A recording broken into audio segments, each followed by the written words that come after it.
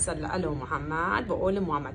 گم نه دختر خوبی سراغ نداری سیکوا کن چاکوری داشتی اما رفت دوسه اوه نه پا ندونستیا. اللهم صل علی محمد و اول محمد کوک پخته خوبی دارم نه هوشه با مردو هر دک ماما ایسا فهمم چف داره اکر خوبی از زنی همسیش پیدا کنیم سوی هم گیر میا.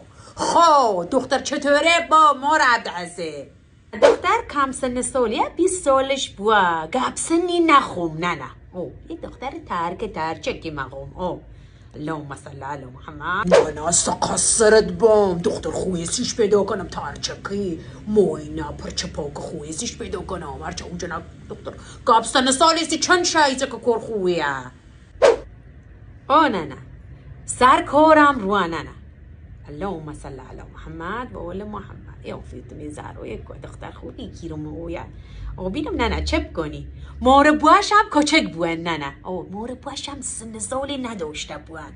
اللهم صل علی محمد. وقت چکاره سکور چکاره نه سقصرت بام گمت نه پیل دارم بوین او خونواده دار بوین پیل دارم بوین.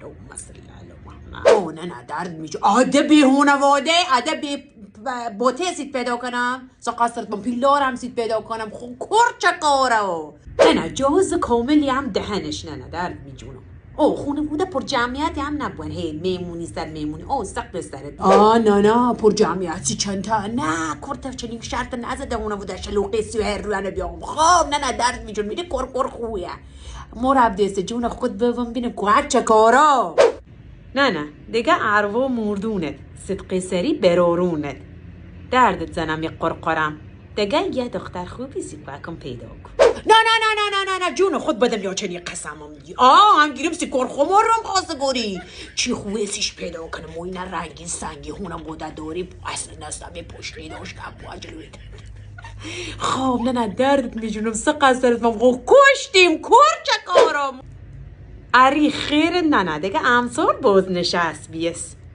چی؟ تازه بازنشست بیه؟ اون مار افدیس هونه خواته باید تازه تا کل دوله دمونه در چون خیاد دیر جون بام دیر جون کی پیرمت هونه درمی از سرد نتوشی تو دختر پرچه پاک موینه ترچه که ها بونی دکل ای پیرمت بسیو حیبا برنش در منگا تا پیار وای خوم شیبه کنم باش بابا یلده بار روی دما زن بیوه میرم مرده چیه سیش بگری نه دما دختر 20 سالونه لیوایی منم گرفتی